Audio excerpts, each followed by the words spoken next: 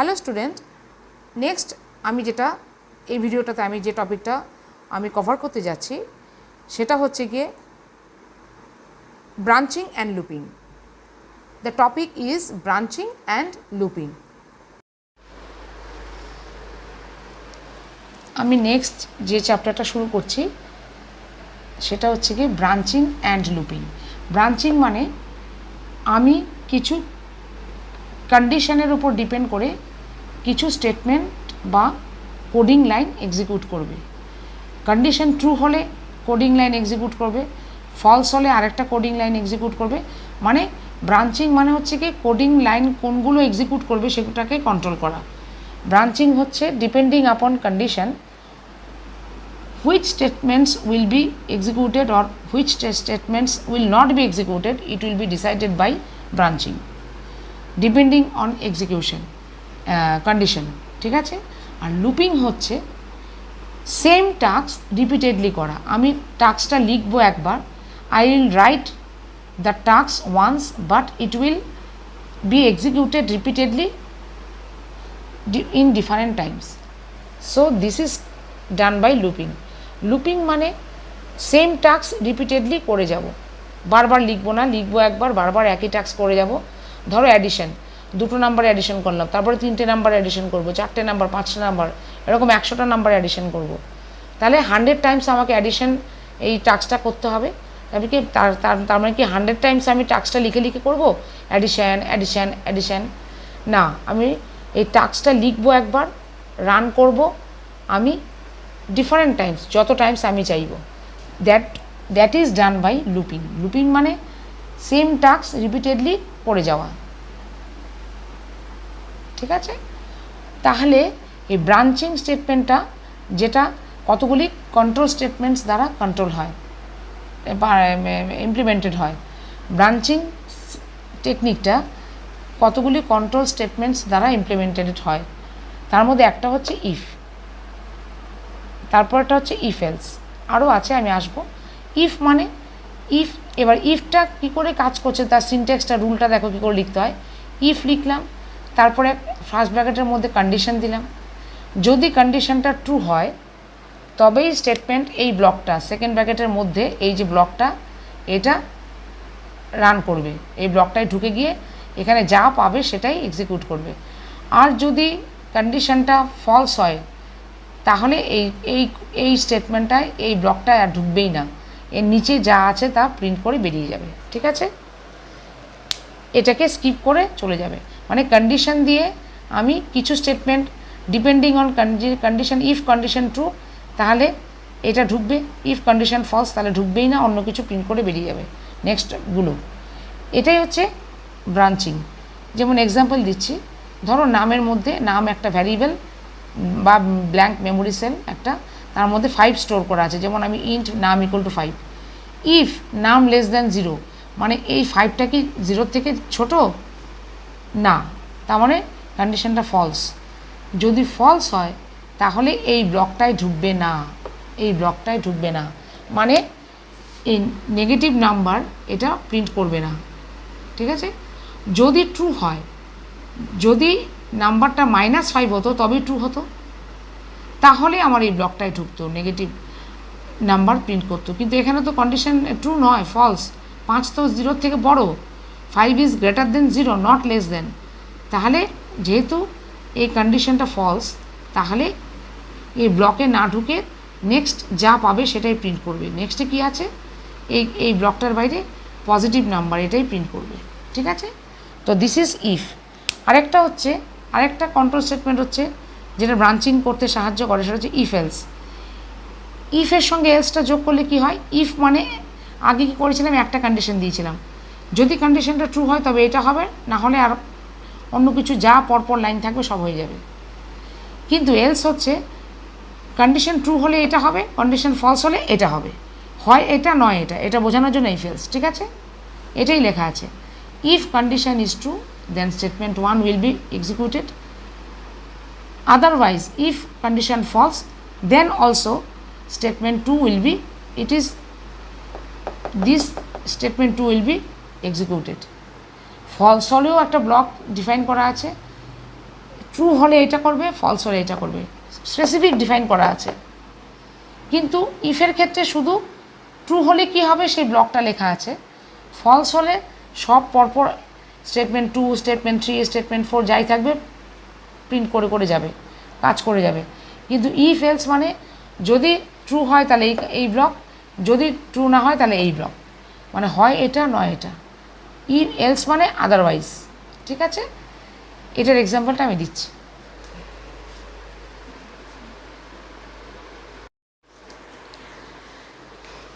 দেখো ইফটা তো আগে বোঝালাম, এখন দেখো ইফ এলস। ইফ এলসটা কি আমি বলেছি, এবার তার এক্সাম্পলটা দেখো। ইফ এলস মানে ইফের পর যদি, এটা হচ্ছে তার সিনট্যাক্সটা কী করে লিখতে হয়, রুলটা, সিনট্যাক্স মানে রুল, এভাবে লিখতে হয় এলসটা, ইফ এলসটা। ইফ কন্ডিশন, তারপরে ব্লক 1 ফার্স্ট ব্র্যাকেটের এই ফার্স্ট, এটা হচ্ছে ব্লক 1, এটা হচ্ছে ব্লক 1, এলসের পরে ব্লক 2। মানে ইফ কন্ডিশন, এই কন্ডিশনটা যদি ট্রু হয় তাহলে ব্লক 1, আর যদি ফলস হয় কন্ডিশনটা তাহলে এলসের পরের পার্টটা মানে ব্লক 2 এক্সিকিউট করবে। ঠিক আছে, তারপরে বাকি যা স্টেটমেন্ট থাকবে সেগুলো এক্সিকিউট করবে, মানে কোডিং লাইন। সেরকম এই এক্সাম্পল দিয়ে বোঝাচ্ছি, যেমন ইন্ট নাম ইকুয়াল টু 5, ইফ নাম লেস দেন 0, মানে 5টা কি 0 থেকে ছোট নয় তো, তার মানে কন্ডিশনটা ফলস। ফলস হলে কোন পার্ট যাবে, এটা তো 2 এর জন্য ব্লক 1টা, ব্লক 2তে চলে যাবে এলসের পরে, তার মানে এটা যদি ফলস হয় তাহলে এই পার্টটাই চলে যাবে। এখানে কি প্রিন্ট হবে, পজিটিভ নাম্বার। তারপরে বাকি যা থাকবে পরপর যা স্টেটমেন্ট থাকবে কোডিং প্রিন্ট হয়ে যাবে, যেমন এখানে end of the program, A B সব এইভাবে প্রিন্ট হয়ে যাবে। ঠিক আছে, তার মানে এটা হচ্ছে ইফ এলসের এক্সাম্পল। ইফ এলস, ইফ মানে if condition true then is this block, if condition false then this block.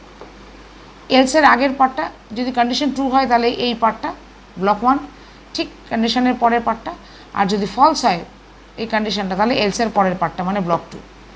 তখন আর এটা হবে না, যে কোনো একটা, ট্রু হলে এটা আর ফলস হলে এটা, পালাবার পথ নেই, হয় এটা নয় এটা, এটা বোঝানোর জন্যই ইফ এলস। ঠিক আছে, আর ইফের সঙ্গে ডিফারেন্স হচ্ছে সে ইফে শুধু একটাই বলা থাকতো ছিল, যদি ট্রু হয় তাহলে এই পার্ট, ট্রু না হলে বাকি সব পার্ট, ফলসের জন্য কোনো কিছু বলা ছিল না।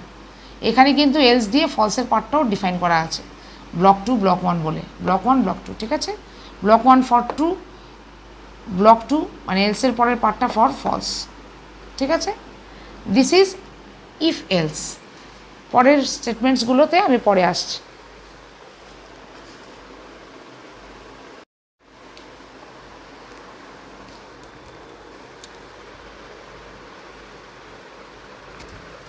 দেখো স্টুডেন্টস, এরপরে যেটা আমি শুরু করব, ইফেরই কন্টিনিউশন চলছে। প্রথমে ছিল ইফ, তারপরে ছিল আমাদের আর লাস্ট যেটা আমি একটু আগে দেখালাম, প্রথমে ছিল ইফ কন্ট্রোল স্টেটমেন্ট, তারপরে হচ্ছে গিয়ে তোমার এলস ইফ, প্রথমে ছিল ইফ, তারপরে ইফ এলস, তারপরে এখন যেটা দেখাবো নেস্টেড ইফ। এটাও একটা কন্ট্রোল। নেস্টেড ইফ মানে কি, if under if, nested if মানে একটা ইফের ভেতরে আরেকটা ইফ হবে, মানে একটা ইফের ভেতরে আরেকটা ইফ, ইফের আন্ডারে ইফ। এখানে মাল্টিপল ইফ কন্ডিশন চেক হয়, তারপরে একটা ডিসিশন নেওয়া হয়। যেরকম আমি এটা সিনট্যাক্সটা হচ্ছে এইটা, এই সিনট্যাক্সটা আমি মানে রুলটা দেখাচ্ছি কী করে নেস্টেড ইফ লিখতে হয়। ইফের আন্ডারে ইফ মানে মাল্টিপল ইফ কন্ডিশন চেক হয়। এতক্ষণ আমরা যেটা দেখছিলাম একটা করে কন্ডিশন চেক হয়, এখানে একের বেশি কন্ডিশন, মাল্টিপল 2 বা 3 বা 4 ইফ আন্ডার ইফ, একের বেশি ইফ কন্ডিশন চেক হতে থাকবে। যেরকম এই জন্য নামটা হয়েছে নেস্টেড ইফ। যেরকম প্রথম একটা কন্ডিশন দিচ্ছি, ইফ দিয়ে শুরু হচ্ছে, ইফ কন্ডিশন 1, এখানে একটা কন্ডিশন থাকবে, ফার্স্ট কন্ডিশন এটা, এটা যদি এই কন্ডিশনটা, এই কন্ডিশন 1 যদি ট্রু হয় তবেই এই কন্ডিশনটায় সে ঢুকবে চেক করতে, না হলে ঢুকবেই না। যদি ফলস হতো এই কন্ডিশনটা তাহলে সোজা এখান থেকে চলে এসে এই এলসের পরে এই ব্লকে চলে আসতো, এই মাঝখানের এটা আর সে ঢুকতোই না। এই যে মাঝখানের এটা হচ্ছে এই যে জিনিস, এই জায়গাটা হচ্ছে যদি এই কন্ডিশন ট্রু হয়, এই ফার্স্ট কন্ডিশনটা যদি, প্রথম ইফের কন্ডিশনটা যদি ট্রু হয় তবেই সে এই কন্ডিশনে ঢুকবে, ঢুকে এই ব্লক 1 ব্লক 2 চেক করবে, এই জায়গাটা পুরোটা চেক করবে, ঢুকবে, চেক করবে, এক্সিকিউট করবে। আর যদি এটা প্রথম থেকেই ফলস হয়, এটা যদি ফলস হয় কন্ডিশনটা, তাহলে এখানটায় ঢুকবেই না, এখানটায় ঢুকবেই না। এখানে ফলস মানে সোজা এই জায়গাটা স্কিপ করে এই এলসের নিচের পার্টে চলে আসবে। মানে এই কন্ডিশনটা যদি ট্রু হয় তবেই এই জায়গাটায় ঢুকবে, যদি প্রথম থেকেই কন্ডিশনটা ফলস হয় এই জায়গাটা স্কিপ করে ঢুকবেই না, না ঢুকে এই কন্ডিশনে ঢোকার তার দরকারই নেই। সোজা ফলস হলে এলসের পরের পার্টে চলে আসবে, ফলস হলে এখানে যা থাকবে সেটা প্রিন্ট করবে, এক্সিকিউট করবে। ঠিক আছে, তার মানে একটা কন্ডিশন, প্রথম কন্ডিশনটা যদি ঠিক হয়, ট্রু হয়, তবেই তার ঠিক পরের কন্ডিশনসগুলো চেক হবে। এই ব্লকটা, এই ব্লক থেকে এই ব্লক, এই যে second bracket start, second bracket end, এই যে ব্লকটা, এটা এই কন্ডিশনটা ট্রু হলে তবেই এই ব্লকটা চেক হবে, ঢুকবে, এক্সিকিউট হবে। আর যদি প্রথম থেকে এই কন্ডিশনটা ফলস হয়ে যায় তাহলে এই জায়গাটায় সে ঢুকবেই না, এই থেকে এই অবধি এই জায়গাটায় সে ঢুকবেই না। সোজা এই ইফের এলস হচ্ছে এইটা, এই কন্ডিশন ট্রু হলে এইটা, যদি এই কন্ডিশন ফলস হয়, না হয় তাহলে এই এলসের পরেরটা। এটা হচ্ছে এই ব্লক 3টা হচ্ছে, এই পার্টটা হচ্ছে এই কন্ডিশন ফলস হলে তবে, আর যদি এই কন্ডিশন ট্রু হয় তাহলে এই পার্টে ঢুকবে। ঠিক আছে, তাহলে নেস্টেড ইফ এইভাবেই কাজ করে। ইফের আন্ডারে ইফ মানে একের বেশি if, more than one if conditions applied here, okay, to check any blocks and to take any series of decisions. ঠিক আছে, এক্সাম্পল দিয়ে বোঝাচ্ছি। সাপোজ ধরো if A greater than B, suppose আমি এখানে বোঝানোর জন্য বলছি, সাপোজ ইন্ট এ, আমি আগে ডিক্লেয়ার করতে হয় প্রোগ্রামে, আগে এ মানে একটা ভ্যারিয়েবল মানে ব্ল্যাঙ্ক মেমোরি সেল সিঙ্গেল, এ ধরে নিচ্ছি এ মানে 10, ধরে নিচ্ছি ইন্ট আরেকটা বি মানে সাপোজ 6, ইন্ট সি মানে সাপোজ 5, এই হচ্ছে ধরে নিচ্ছি আমি। Suppose say int A equal to 10, int B equal to C, int C equal to 5, this is my assumption. Say মানে এর মধ্যে 10 রেখেছি ইনপুট করে, বি এর মধ্যে, বি ব্ল্যাঙ্ক সেলের মধ্যে বা ভ্যারিয়েবলের মধ্যে আমি 6 রেখেছি, সি ভ্যারিয়েবলের মধ্যে আমি 5 রেখেছি। এবার আমি এটাকে প্রোগ্রামটা করব, এটা স্মল একটা প্রোগ্রাম। ঠিক আছে, আর যে কোনো প্রোগ্রামে তোমরা প্রথম থেকে জানো, যে কোনো প্রোগ্রাম এগুলো ছোটো ছোটো যখন তোমরা রান করবে অবশ্যই স্টার্টিংয়ে হ্যাশ ইনক্লুড stdio.h দিয়ে স্টার্ট করতে হবে, তারপরে ভয়েড মেইন দিয়ে তারপরে যে কোনো প্রোগ্রাম করতে হবে। ওটা আমি লিখছি না কারণ এটা ম্যান্ডেটারি, ওটা তোমরা আগেই জানো, এটা just piece of A code লিখছি। ওপরে স্টার্টিংটা অবশ্যই একটা ফুল প্রোগ্রাম লিখতে গেলে অবশ্যই প্রথম আমি লিখব hash include stdio.h void main. ঠিক আছে, দিয়ে তারপরে প্রোগ্রাম করতে হয়। আমি এখানে লিখছি না মানে এই নয় যে লাগবে না, লাগবে, কিন্তু আমি ভেতরটা জাস্ট লিখছি। স্টার্টিং টোটাল প্রোগ্রাম লেখার সময় অবশ্যই hash include stdio.h void main, মেইনের ভেতর যে কোনো প্রোগ্রাম হবে। ঠিক আছে, আমি ওইটুকু জায়গা লিখছি না, যখন টোটাল প্রোগ্রাম হবে তখন এটা পুরোটা প্রোগ্রাম করার সময় পুরোটা লিখব।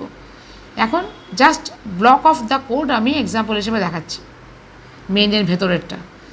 ধরো তাহলে if A equal to B, if A greater than B, এটা একটা কন্ডিশন, এটা মানে এই কন্ডিশনের মধ্যে কন্ডিশন 1, এটা যেমন আগে বলেছিলাম কন্ডিশন 1, এ বি এর থেকে বড়, দেখো তো এ বি এর থেকে বড় কিনা। If A greater than B, দেখো হ্যাঁ এ গ্রেটার দেন বি মানে ঠিক, এটা ট্রু, সত্যি এ এর ভ্যালুটা বি এর থেকে বড়, it's true, a value is greater than বিজ ভ্যালু। ঠিক আছে, এটা যদি ট্রু হয় তাহলে এখানে চলে আসবো এই কন্ডিশনটায়, ঠিক তার পরের ব্লকটায়, ঠিক এটার মতো এই জায়গাটা আর কি, এই জায়গাটা মানে এই জায়গাটা, এই যে জায়গাটা এইটা, যদি এটা ট্রু হয়, এখানে ট্রু, তাহলে আমি এই কন্ডিশনটা চলে আসবো। তাহলে আরেকটা কন্ডিশন চেক করি, যেহেতু এ বি এর থেকে বড়, এবার আমি চেক করি এ সি এর থেকেও বড় কি না। হ্যাঁ ঠিক তাই, বি আর এ বি এর থেকে বড় মানে এর ভ্যালু 10, বি এর ভ্যালু 6, এটা যেমন ট্রু তেমন এটাও ট্রু, এর ভ্যালু সি এর থেকেও বড় 10, সি এর 5 থেকেও বড়। ঠিক আছে, তাহলে কী হবে বিগ এ, তার মানে বিগ নাম্বার কি এই তিনটের মধ্যে এ। ঠিক আছে, এলস, এই এলসটা কিসের, এটা যদি এর থেকে সি বড় না হয়, যদি এমন হতো সি এর ভ্যালু যদি 11 হতো, এখানে ধরো সি এর ভ্যালু 5 না হয়ে 11 হতো, তাহলে এখানে এর ভ্যালু 10, সি এর ভ্যালু 11, তাহলে এখানে ফলস হলে এলসের পরে বিগ সি হতো। মানে কি, এখানে ধরো যদি 5 না হয়ে এখানে 11 হতো সি এর ভ্যালু, তাহলে এখানে কি হতো 11 আর এখানে 10 হতো, তাহলে কি, তাহলে তখন এটা ফলস হয়ে যেত। তাহলে ফলসের পার্ট কোনটা, এলসের পরে বিগ সি, তখন সিটাই বিগ নাম্বার হতো। কিন্তু যেহেতু আমার সি এখানে 5, তাহলে এটাও কন্ডিশন ট্রু, এ বড়, তার মানে বিগ এ। ঠিক আছে। আর যদি এই কন্ডিশনটা প্রথমেই ফলস হয়ে যেত, এটা তো গেল কন্ডিশনটা ট্রু হওয়ার ফলে, মানে এ 10 বি 6, এইটা ট্রু হওয়ার জন্য আমি এইটুকু জায়গা করলাম, এইটুকু জায়গা, এইটা ট্রু হওয়ার জন্য, মানে এ বি এর থেকে বড় হওয়ার জন্য আমি এই ব্লকটা রান করলাম, এই ব্লকটা, যেহেতু এটা ট্রু হলো, যেহেতু এ বি এর থেকে বড়। ঠিক আছে, ঠিক এটার মতো আর কি, এই কন্ডিশন, তার মানে এটা কন্ডিশন 1, এটা কন্ডিশন 1 ট্রু হওয়া মানে এই ব্লকটা হলো। যদি কন্ডিশনটা ট্রু না হতো, মানে এর ভ্যালু যদি এখানে 10 না হয়ে যদি 3 হতো, সাপোজ যদি 3 হতো, তাহলে তাহলে এটা কন্ডিশনটা ফলস হতো, এদিকে 3 হতো, এদিকে বি এর 6, মানে উল্টো হতো, মানে কন্ডিশনটা ফলস মানে বি বড় হতো। তাহলে তখন আমি এটা আর করতাম না, এটার এলসের পার্টে চলে যেতাম। তাহলে যদি বি বড় হতো, তাহলে তখন আবার আরেকটা চেক করতাম, তাহলে সি এর থেকেও কি বি বড়, তখন আবার সি এর সঙ্গে কম্পেয়ার করতাম এই 3টাকে। যদি বি সি এর চেয়েও বড় হয়, কিন্তু না, এখানে হতো না, কারণ সি এর চেয়ে আবার বি ছোটো।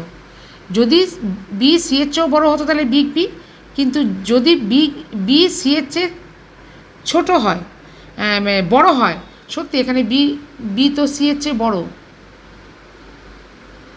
যদি এখানে যদি বিটা সি এর চেয়েও বড় হতো, এখানে বি কত, তাই না? এখানে প্রথম থেকে আবার বলছি, এ যদি বি এর থেকে বড় হয়, এর ভ্যালু কত 10, সত্যি তাই, তাহলে এটা চেক করলো, তাহলে এ সি এর থেকে বড়, হ্যাঁ বিগ এ। আর যদি সি এর থেকে বড় না হতো এ, তাহলে সিটা বিগ হতো। কিন্তু যদি এর থেকে বি ছোট হতো, মানে এর ভ্যালু যদি 3 হতো, তাহলে এই পার্টটায় চলে আসতো, এই এলস। তাহলে দেখতে হতো, তাহলে বি যদি এখানে বড় হতো, বিটা কি সি এর চেয়েও বড়, এখানে বিটা কি সি এর চেয়েও বড়, হ্যাঁ বড়, তাহলে বিগ বি, না হলে বিগ সি। তার মানে এটা ট্রু হলে এই পার্টে, এটা যদি ফলস হয় কন্ডিশনটা, তাহলে এই পার্টে চলে যাব। ঠিক আছে, এটা যদি ট্রু হয় তাহলে এই পার্টে, আর এই কন্ডিশন যদি ফলস হয় তাহলে এই পার্টে। ঠিক আছে, তাহলে এইভাবে নেস্টেড ইফটা হয়। তারপরে লাস্টে গিয়ে কি প্রিন্ট করলাম, printf big is equal to %d big, বিগের ভ্যালুটা বসে যাবে, যেটাই বিগ হবে। যদি সি এর ভ্যালু বিগ হয়, সি বসবে, বিগ ইজ সাপোজ ধরো 5, সি এর ভ্যালু 5। আর যদি এর ভ্যালু বড় হয়, বিগ ইজ এর ভ্যালু 10, যদি বি এর ভ্যালু বড় হয়, বিগ ইজ বি এর ভ্যালু 6। ঠিক আছে, এটা প্রিন্ট করে দেবে। তার মানে ইফের আন্ডারে ইফ কী করে হয় দেখলে তোমরা, তাহলে এটা হলো নেস্টেড ইফ। ঠিক আছে, আরও আছে কন্ট্রোল স্টেটমেন্ট, ওটা এরপরে আসছে।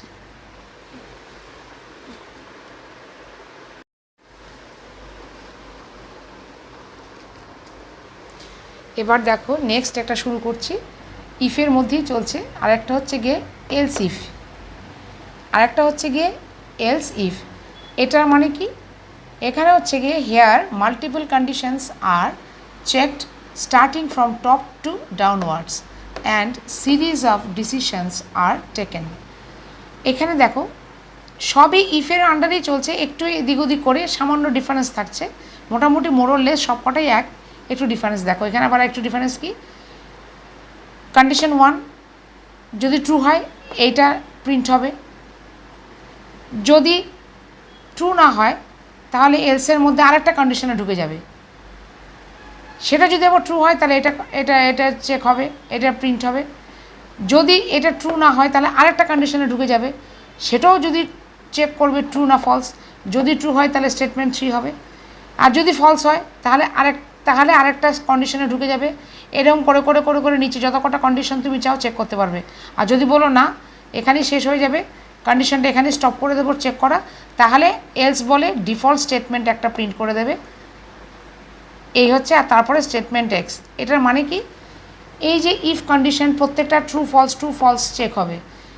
যদি ঠিক হয় তাহলে এটা, যদি ঠিক না হয় তাহলে আরেকটা কন্ডিশন, সেটাও যদি আবার ঠিক হয় তাহলে এটা, সেটাও যদি আবার বেঠিক হয় তাহলে আরেকটা কন্ডিশন চেক, সেটাও যদি ঠিক হয় তাহলে এটা, যদি এটা কোনোটাই ঠিক না হয় তাহলে এটা, এই স্টেটমেন্ট। আর যদি এমন হয় এই কন্ডিশনটা প্রথমেই ট্রু হয়ে গেল, তাহলে কিন্তু আর এই কন্ডিশন চেকিংয়ে ঢুকলো না। যদি ট্রু না হয় তবে তো কন্ডিশনগুলি চেক হবে, না হলে চেক হতে হতে আসবে। যদি প্রথমেই ট্রু হয়ে যায় তাহলে এখান থেকে সোজা স্টেটমেন্ট এক্সে চলে আসবে। যদি ট্রু হয়ে যায় তাহলে সোজা ওখান থেকে আর চেক এগুলিতে ঢুকবেই না, সোজা ট্রু থেকে সোজা স্টেটমেন্ট এক্সে চলে আসবে যদি ট্রু হয়। আর যদি ফলস হয় তাহলে একটা কন্ডিশন, দুটো কন্ডিশন, যদি ফলস হতে হতে যায় তাহলে প্রত্যেকটা কন্ডিশনে যাবে, না হলে লাস্টে গিয়ে একটা স্টেটমেন্ট হবে। আর যদি প্রথমেই ট্রু হয়ে যায় তাহলে স্টেটমেন্ট 1 প্রিন্ট করে এখানে চলে আসবে স্টেটমেন্ট এক্সে। ঠিক আছে, এটাকে আমি এক্সাম্পল দিয়ে বোঝাচ্ছি। ধরো এইটার মধ্যে কন্ডিশন 1-এ প্রথমেই if marks greater than equal to 80, ধরো কেউ মার্কস পেলো, ধরো মার্কস বলে একটা ভ্যারিয়েবল আছে যার মধ্যে একটা মার্কস থাকবে, ইন্ট মার্কস। আমি ধরছি মার্কসে যে কোনো মার্কস থাকতে পারে, সাপোজ ধরো আমি দিলাম 88, ঠিক আছে, সাপোজ। তোমরা যে কোনো মার্কস এন্টার করতে পারো। সেই মার্কসটার গ্রেড কী করে ঠিক করব, মার্কসটা কোন গ্রেডে পড়বে সেই স্ল্যাবটা কন্ডিশন দিয়ে দিয়ে আমি ঠিক করব, বুঝতে পারলে? ধরো 88টা আমি কোন গ্রেডে ফেলবো সেটা ইফ দিয়ে কন্ডিশন দিয়ে চেক করে করে কোন গ্রেডে পড়ছে সেটা আমি চেক করব, আর কিছুই না। Slab by slab, step by step check করতে করতে যাব কোন গ্রেডে পড়ছে 88। যে কোনো নাম্বার, ধরো এখানে যদি 50 নিতে তাহলে 50টা কোন গ্রেডে পড়ছে, স্টেপ বাই স্টেপ প্রত্যেকটা গ্রেড চেক করে যে গ্রেডে পড়বে সেটা প্রিন্ট করে দেবো গ্রেড। সেটাই আমি করছি। If marks greater than equal to 80, আমি যে মার্কসটা নিয়েছি সেটা যদি 80 সমান বা তার চেয়ে বড়ো হয়, তাই তো এখানে 80 থেকে বড় আছে, মিনিমাম 80 বা তার থেকে বড় হতে হবে, তাই তো মার্কসটা আমি 88 নিয়েছি, তার মানে এটা ট্রু। যদি ট্রু হয় তাহলে তার গ্রেডটা কী হলো বললাম, যদি ট্রু হয় এটা প্রিন্ট হবে, যদি ট্রু হয় তাহলে তার গ্রেড কী হবে, নেক্সট স্টেটমেন্ট। যদি ট্রু হয় বলেছি কন্ডিশন নেক্সট স্টেটমেন্ট হয়ে যাবে, তারপরেরটাই এক্সিকিউট হবে। তাহলে এখানে যদি ট্রু হচ্ছে, এটা ট্রু হচ্ছে কারণ 88 তো 80 থেকে বড়, তাহলে এটা প্রিন্ট হবে। গ্রেডটা তাহলে ঠিক হয়ে গেল কত, A++ করে। এইগুলি আর হবে না, এইগুলি আর চেক করার দরকার নেই, ট্রু হয়ে গেল তো। করে ডাইরেক্ট এখানে এসে যে স্টেটমেন্ট এক্স ডাইরেক্ট লাভ দিয়ে স্কিপ করে চলে আসবে জাম্প করে, এটাই হচ্ছে স্টেটমেন্ট এক্স। এটার মতো এটা ট্রু হয়ে গেল, গ্রেড বেরিয়ে গেল, printf grade is equal two গ্রেডের মার্কস। এই গ্রেডটা A++ এখানে প্রিন্ট হয়ে যাবে। গ্রেড ইজ ইকুয়াল টু, এখানে পার্সেন্টই হবে না, এখানটা অ্যাকচুয়ালি পার্সেন্টেজ হবে, মানে স্ট্রিং তো, এটা তো স্ট্রিং, এটা তো কোনো নাম্বার নয়, A++ একটা ওয়ার্ড ডবল কোটেশনের মধ্যে, তাহলে পার্সেন্টেজ বলে গ্রেডটা প্রিন্ট হয়ে যাবে। ঠিক আছে, আর যদি আমি এখানে মার্কসটা সাপোজ ধরো মার্কসটা নিলাম ফেল, সাপোজ কেউ 50 হতে পারে, 65 হতে পারে, 70, 72 যা খুশি হোক, ধরো আমি ফেল করেছে, মার্কসটা নিলাম, ধরো মার্কসটা আমি নিলাম 45 পেয়েছে, তাহলে দেখতে হবে 45টা কোন গ্রেডে এখানে পড়ছে, দেখি চেক করছি। ধরো মার্কসের জায়গায় 45 বসিয়ে দাও প্রত্যেক জায়গায়। If marks greater than equal to 80, মানে মার্কসটা কি তোমার 80 থেকে বড় বা সমান, 45 তার মানে বসাও, বসে নিজেই দেখো, না এখানে কিন্তু ট্রু হচ্ছে না, এখানে ফলস হচ্ছে, সমান নয়, তাহলে এটা প্রিন্ট হবে না। তখন নেক্সট ঢুকে যাবে এলস ইফ, এই এলস ইফে ঢুকবে। যদি ফলস হয়, এখানে তো 45 যদি হয় ফলস তো এটা, তাহলে দেখতে হবে নেক্সট গ্রেডে ঢুকছে কি না, তাহলে কি 70 সমান বা তার বেশি, না 45 তাও হচ্ছে না, তার মানে এটাও ফলস হলো, তাহলে এই গ্রেডও হবে না। তাহলে আবার দেখছি এখানে চলে এলো, তাহলে 45টা এখানে বসাও মার্কসে, 50 থেকে বড় বা সমান, না এটাও হচ্ছে না, তার মানে এটাও ফলস হলো, তার মানে বিও প্রিন্ট হবে না। তারপরে এসে কি আছে, তাহলে ফলস হলে গ্রেড মানে ফেল। এটাও যদি না হয় 50 ওপরেও যদি না পায় তাহলে ফেলে চলে যাবে। তাহলে আমার 45 পেলে কোন গ্রেড পাবো, এই গ্রেডটা, এটা তখন প্রিন্ট হবে, এইটা ফেল ফেল। তাহলে ফেল প্রিন্ট করার পর এই লাইনটা প্রিন্ট হয়ে যাবে, print grade is equal two percentage grade মানে ফেল, ফেল প্রিন্ট হয়ে যাবে। এইভাবে চেক করতে করতে উপর থেকে টপ থেকে ডাউনওয়ার্ডসে আসবে। যদি ট্রু হয় তাহলে এটা, যদি ফলস হয় তাহলে আবার একটা কন্ডিশন চেক, সেটা যদি আবার ট্রু হয় তাহলে এটা, সেটাও যদি ফলস হয় তাহলে আবার একটা কন্ডিশন চেক, সেটাও যদি ট্রু হয় তাহলে এটা হবে। আবার যদি এটাও যদি ট্রু না হয়, ফলস হয়, তাহলে এখানে আসবে এলস বলে এটা, এখানে এটা। তুমি চাইলে আরও কন্ডিশন চেক করতে পারতে, এটা না হলে এটা, এটা না হলে এটা, চলতেই থাকবে আনএন্ডিংলি, ঠিক আছে। কিন্তু আমি এখানেই থেমে গেলাম যে না, 50 নিচে হলে ফেল, আমারটা 50 নিচে মানে ফেলে চলে গেল। আমি যদি ফেলটা আমি যদি 50 নিচে না করে 30 নিচে করতাম, তাহলে আরেকটা কন্ডিশন চেক হতো, else if marks greater than equal to 40। এখানে ধর আরেকটা চেকিং করতাম, আরেকটা স্ল্যাব তৈরি করলাম, স্টেপ 40-র একটা চেকিং করলাম, হ্যাঁ, তাহলে আমার কিন্তু এখানে ট্রু হয়ে যেত। যদি এখানে মার্কস গ্রেটার দেন 40 বলে আরেকটা করতাম, তাহলে 45টা 40-র বেশি, তাহলে ধরো গ্রেড সি লিখে দিতাম। তারপরে গিয়ে যদি 40-র নিচে হতো তাহলে ফেল লিখতাম, মানে আরেকটা কন্ডিশন বাড়িয়ে দিতাম। কিন্তু আমি ঠিক করলাম না, 50-র নিচে হলেই ফেল দিয়ে দেবো, তাহলে এখানেই থেমে গেলাম, ফেলে চলে এলাম। 50-র নিচে মানে ফেল। তুমি চাইলে 30-র নিচে ফেল করতে পারো, তখন আরেকটা কন্ডিশন বাড়বে। এইভাবে স্টেপ বাই স্টেপ, স্লেপ বাই স্লেপ তুমি কন্ডিশন চেক করে করে করে করে একটা ডিসিশনে আসবে, দ্যাট ইজ এলস ইফ। ঠিক আছে।